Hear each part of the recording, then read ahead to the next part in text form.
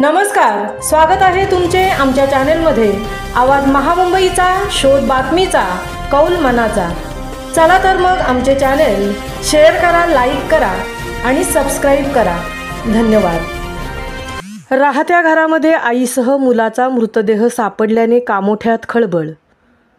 पनवेल तालुक्यातील कामोठे वसाहतीमध्ये एका राहत्या घरामध्ये आज वृद्ध आईसह तिच्या मुलाचा मृतदेह सापडल्याने परिसरात खळबळ उडाली आहे। कामोठे वसाहतीमधील room number 104 dream housing society सरोवर हॉटेलच्या बाजूला सेक्टर 6A कामोठे येथील एका बंद रूममध्ये आई व मुलाचा मृतदेह आढळून आला आहे।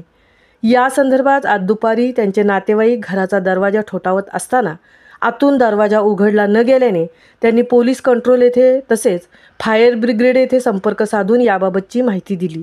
त्यानुसार कामोठे पोलिसांचे पथक व फायर ब्रिगेड सदर घटनास्थळी पोहोचले व त्यांनी दरवाजा तोडून आत प्रवेश केला असता आतमध्ये गॅस सदृश्य वास येत असल्याचे प्राथमिक तपासात दिसून आले आहे।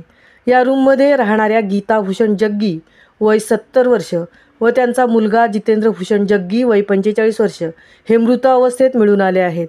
त्याबाबत कामोठे पोलिसांनी अधिक तपास करत आहेत। दरम्यान सदर मृतदेह पोलिसांनी ताब्यात घेऊन MGM कामोठे येथे शवविच्छेदनासाठी पाठवले आहे। त्याचप्रमाणे घटनास्थळाची फॉरेन्सिक टीमकडून तपासणी करण्यात येत आहे।